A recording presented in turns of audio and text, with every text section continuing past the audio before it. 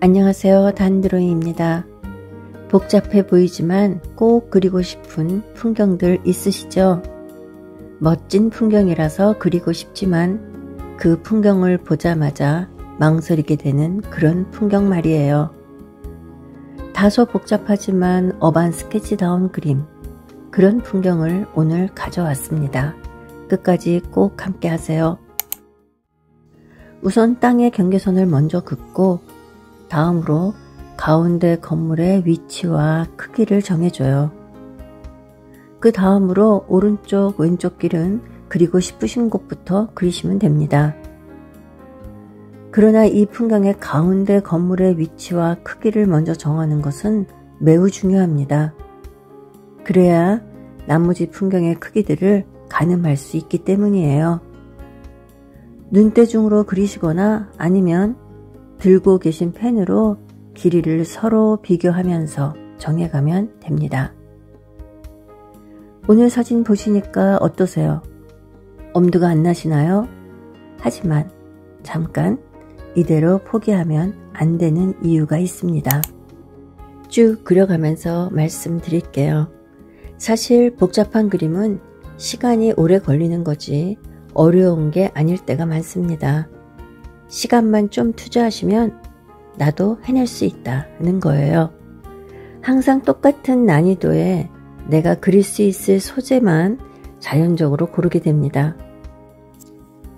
그런데 계속 쉽게 그려낼 수 있는 나에게 안성맞춤 소재만을 그리신다면 실력이 늘게 될까요? 즐기고 재미있게 그리는 것도 좋지만 향상된 실력을 갖고 싶지는 않으세요? 꼭 복잡하고 난이도 높은 그림을 그리는 것이 잘 그리는 그림이라는 건 절대 아닙니다. 제가 말씀드리는 업그레이드된 그림이란 단순한 소재의 그림을 그려도 실력이라는 건 보여진다는 거예요.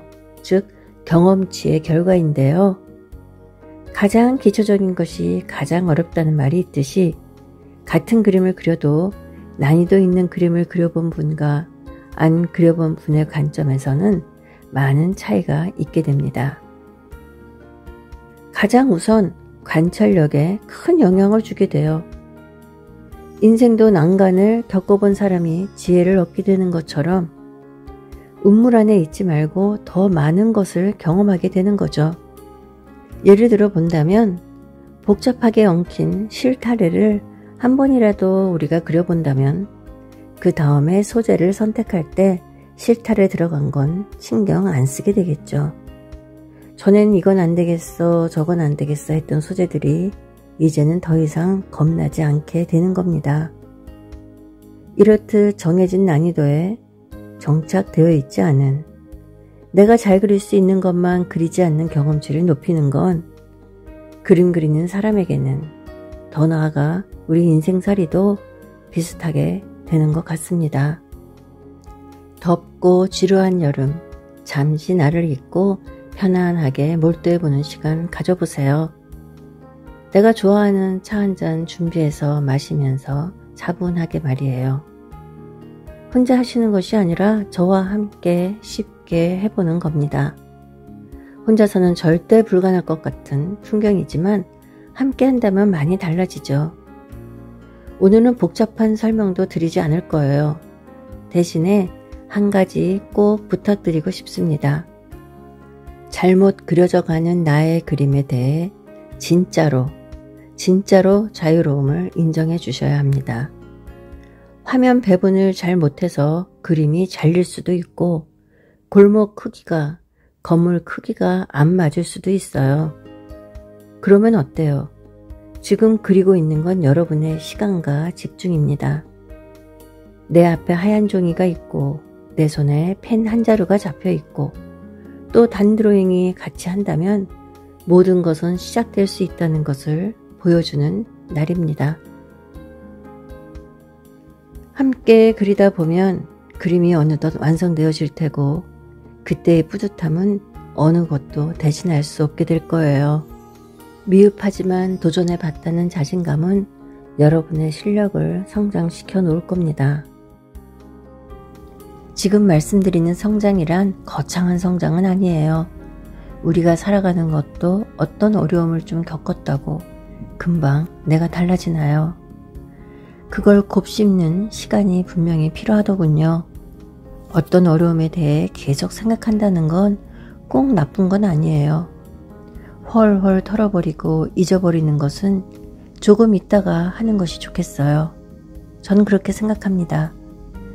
생각지 못한 어려움이 닥치거나 또는 내 잘못으로 어떤 안 좋은 결과가 나타나거나 또는 단순한 실수들이 있어요. 무조건 잊어야 하는 것도 있어요. 그러나 대부분은 정리하고 반성하는 시간이 필요합니다. 그 정리하고 반성하는 시간을 곱씹는 시간이라고 앞에서 표현해 본 거예요. 제가 그림을 계속 그리고 있는데 그림이 참 인생을 많이 닮았습니다. 그런데 그림만 그런 건 아니겠죠. 각자 해나가는 숙명적인 일들의 속성이 정말 인생을 닮았습니다. 일용직을 하든 전문직을 하든 그 난이도에 대한 고민은 늘 있습니다. 어디에서든 빛을 발하는 분이 계시고 그러지 않는 분이 계시잖아요. 그 차이가 뭐라고 생각하세요? 머리가 좋아야 하지만 그것을 넘어서는 무언가가 필요합니다. 그건 노력과 열정, 다시 말하면 끈기와 성실이라고 결론 내리고 싶어요. 마치 학교 다닐 때 칠판 위에 크게 씌어있던 교훈이, 반운이 떠오릅니다. 그것이 그렇게 중요한 의미였다는 걸 이제서야 반백이 되어서야 깨닫게 되네요. 하루하루 점점 텐션이 줄어가는 것 같고 아, 나 왜 이러지 하는 때가 종종 있으시죠. 행복이라는 것이 순간의 감정이듯이 불행하다는 것도 순간의 감정이면 좋을 텐데요. 강의를 하러 서울 잠실을 자주 나가게 됩니다. 잠실역 8번 출구 앞에 매점이 하나 있어요. 음료 간식 파는 박스 매점이요. 아침에 그 옆을 지나가는데 처음에는 놀랐었습니다. 무슨 일이지? 하고요. 자세히 보니 사람들이 서 있는 줄이 아주 길었어요. 그래서 물어봤죠. 그랬더니 복권 당첨률이 매우 높은 유명한 매점이라는 겁니다.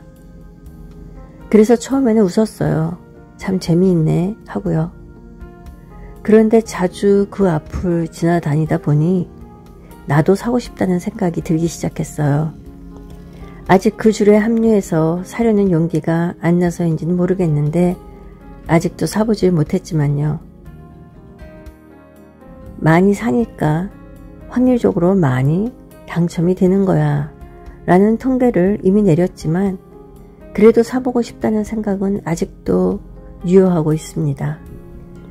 이런 나를 보며 행운이란 그저 바라보고 부럽다 해서는 절대 내게 오지 않는다는 것을 깨닫게 되었습니다. 행운이 오는 것도 나의 행동이 필요 조건이어야 하고 준비되어 있어야 행운도 내게 올 수 있는 조건이 된다는 것을요. 그 매점을 쓱 지나치면서 든 생각이었어요.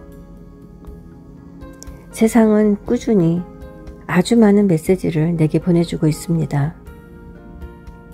그러나 깨닫고 실천하고 문을 두드리는 건 나의 알아챔입니다. 그 알아챔 매우 중요한데요. 그 사고력으로 알아채고 입만 나불댄다면 그 또한 모르느니 못한 것 같습니다. 그런 사람에게는 신뢰가 안 가죠. 성과도 없어요. 신뢰가 생긴다는 건 말보다는 확실히 그 사람의 행동으로 쌓이는 것 같습니다. 부모 역할도 항상 그것을 중요하게 말하죠. 말보다는 모범이 되는 행동이 훨씬 효과적이라는 거, 그런 거요. 책 읽으라는 말 100번 하는 것보다 부모가 책 읽는 모습을 보여주는 것이 효과적이다. 뭐 이런 거요. 그렇다고 과정보다 결론만 중요한 것을 강조하면 그건 오히려 독이 될 수도 있다고 생각해요. 책 100권 읽기보다는 10권을 읽고 함께 이야기하는 것이 훨씬 좋지 않을까. 양보다는 질이 중요하다고 생각하거든요. 그러나 양도 무시할 수 없어서 100권보다는 10권이지 한 권인 건 아닙니다. 그림에서도 저는 같은 생각이에요. 100장 계속 그리는 것보다는 10장을 완성도 있게 그리는 것이 더 효과적이라고 생각하거든요. 그림 실력 늘리는데 관심 없는 사람이 있을까요? 누구나 그리고 싶은 분위기가 있습니다. 그 분위기로 멋지게 그려내고 싶어 하죠. 그림도 성장하고 우리도 함께 좀 더 나은 마음으로 살기 위한 저의 이런저런 이야기 함께 나눠봤습니다. 다음 영상에서 또 봬요. 고맙습니다.